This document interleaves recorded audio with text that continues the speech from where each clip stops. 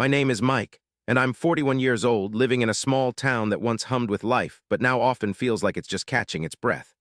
My days used to start before dawn, the smell of sawdust and coffee filling my old truck as I headed to a job site. I'm a contractor, a builder, someone who loves working with his hands, seeing a plan come to life, making things solid and useful for people.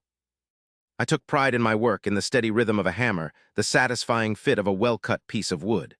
My dream wasn't fancy. It was just to keep my small business going, to have enough steady work to pay the bills, keep my old pickup truck running, and maybe, just maybe, save a little something for a rainy day. But lately, the rain wasn't just falling, it was pouring. The quiet struggles were piling up like lumber in a forgotten yard. Jobs were getting harder to find, and when I did get one, the pay was always lower than it should have been. My old truck, Betsy, God bless her tired engine, was wheezing more than she was humming. She served me well for 15 years, but now she needed new tires, a new battery, and a transmission that felt like it was begging for retirement. My tools, once sharp and reliable, were dulling, rusting, or just plain breaking. Every time I bought a new blade or a fresh set of drill bits, it felt like a chunk out of my shrinking wallet. The biggest weight, though, was the one inside my head, my internal nemesis, a gnawing doubt that whispered, "You're failing, Mike. You're not good enough. You can't keep this up." It was a constant fear, a heavy blanket of worry that made even the simplest tasks feel monumental. I was afraid of becoming a burden, afraid of not being able to stand on my own 2 feet in the town I had called home my entire life.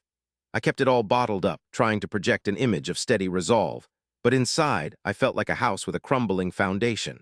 I tried everything to improve my situation. I started getting up even earlier, sometimes working until my hands were numb and the streetlights were the only stars I could see. I offered discounts, sometimes even doing small jobs for free for elderly neighbors who couldn't afford a handyman. I plastered flyers in the laundromat, the general store, and the diner, hoping anyone would need a leaky faucet fixed or a deck repaired. I even tried to fix Betsy myself, watching countless online videos, buying cheap parts from a junk shop, only to have her sputter and stall more often. Each failed repair was another blow, another small victory for the doubt in my mind. Then came a series of setbacks that felt like the universe was actively conspiring against me. A big renovation job I'd been banking on, one that would have kept me busy for months, suddenly fell through. The client's sister had a cousin who was also a contractor, and just like that, the opportunity was gone. Then, the very next week, Betsy gave up the ghost entirely. I was on my way to a small porch repair, just a few miles from town, when she coughed, sputtered, and died on the side of the road. I had to pay for a tow, and the mechanic gave me a quote for the repairs that was more than I had in my entire savings account. I walked home that day, the longest walk of my life, feeling the weight of the world on my shoulders, my tools heavy in my hands. I missed the porch repair, lost a little money, and felt a huge chunk of my hope drain away. It was a vicious cycle. Without a working truck, I couldn't get to jobs. Without jobs, I couldn't earn money to fix the truck. My lowest point came a few days later. I had a small side job lined up, helping a neighbor clear some brush, but it was too far to walk with my equipment. I felt utterly defeated. With nothing else to do, I decided to take a walk through town just to clear my head. I ended up at the old community playground, a place I had spent countless hours as a boy, swinging so high I thought I could touch the clouds. It used to be a bustling place, full of laughter and the squeak of swings. Now a faded yellow closed sign hung on the rusty chain-link fence, parts of it flapping in the wind. The wooden fort was rotting, the slide was cracked, and the swings were missing their seats. It looked like a ghost town. As I stood there, leaning against the fence, a young mother walked by with her 2 small children. The little girl, probably about 5, saw the sign and started to cry. "But Mommy, I want to go on the swings," she wailed, her brother's face also crumpled in disappointment. The mother looked helpless, shrugging her shoulders. "I'm so sorry, sweetie, it's been closed for a long time. It's just too broken." Seeing those children, their bright hopes crushed by something as simple as a broken playground, mirrored the way I felt about my own life. I wanted to help them, to fix it, to bring joy back to that sad place, but how could I? I couldn't even fix my own truck. I couldn't even keep my own head above water. The thought of giving up entirely, of packing a small bag and just leaving this town, finding anonymous work in a bigger city, was a heavy temptation. What was the point of staying if I couldn't even make a difference here? But then, as I watched the mother gently try to console her crying child, something shifted inside me. It was a tiny spark, a flicker of that old pride I used to feel. I might not be able to fix everything, but I could fix something. I walked past the closed sign, unlatched the gate, and stepped inside the forgotten playground. The wood beneath my feet creaked. I looked at the broken slide, the splintered swings, the weeds pushing through the cracked asphalt. I didn't have tools, I didn't have materials, but I had my hands and my will.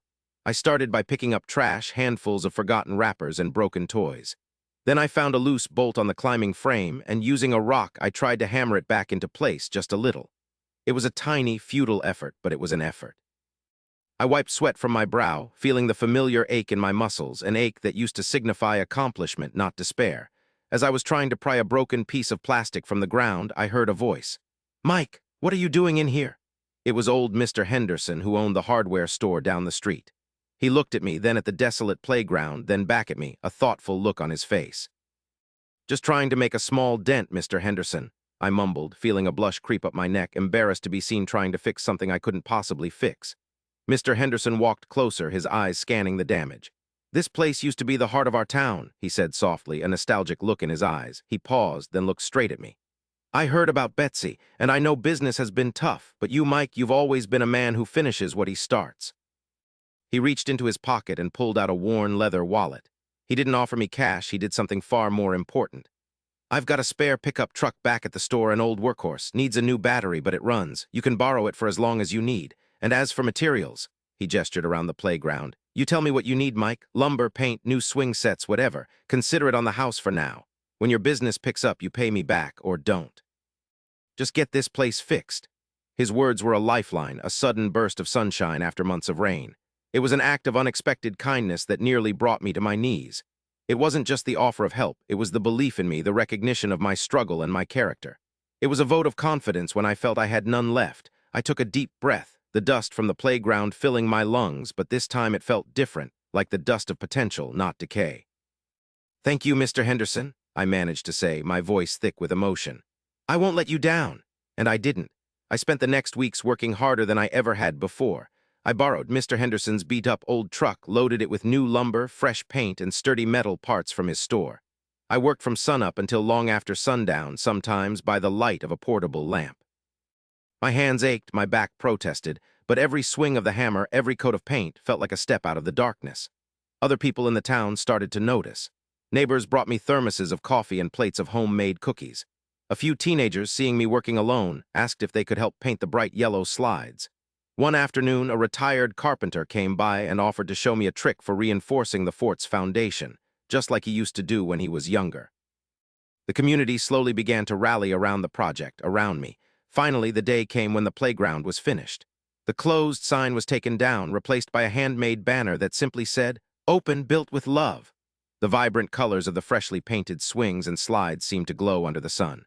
The first children to rush in were the little girl and boy I had seen crying weeks before. Their faces were pure joy, their laughter echoing off the new fort. Seeing them, truly seeing the impact of what I had done, filled a space in my chest that had been empty for too long. It wasn't just about fixing a playground. It was about repairing a piece of the town's heart, and in doing so, mending my own. My new normal was brighter, clearer. Word spread through the town about the playground, about the contractor who had worked tirelessly, mostly for free, to bring it back to life. People remembered my dedication, my perseverance. Suddenly, the phone started ringing again. Small jobs, then bigger ones. My business, Mike's Contracting, slowly but surely came back to life. I bought Betsy back from the mechanic, got her fully repaired, and even gave her a fresh coat of paint. But I never forgot Mr. Henderson's kindness. I paid him back every penny and then some, always making sure to buy my materials from his store. I also started a small tradition. Every year, I donate a portion of my profits to a community project, or I offer my services free of charge to someone who truly needs it but can't afford it. I mentor young people who are just starting out in the trades, showing them the ropes, reminding them that hard work and integrity are always worth something. Years have passed since that dark time. The playground is still thriving, a constant source of joy for the children of our town. Sometimes I walk by and see the happy chaos, hear the shouts and laughter, and a warmth spreads through me. Just last week, I was called to bid on a new project, a major renovation for the town hall. As I walked into the mayor's office, I saw a familiar face behind the desk. It was the little girl, now grown into a confident young woman, who had cried that day at the closed sign. She smiled, extended her hand, and said, "Mike, I'm so glad you're here. We know you're the best person for the job. You've always built things to last, not just buildings, but hope too." It was a twist of fate, a beautiful full circle that proved to me, beyond a shadow of a doubt, that things truly do get better, and that a single act of kindness can build bridges strong enough to last a lifetime.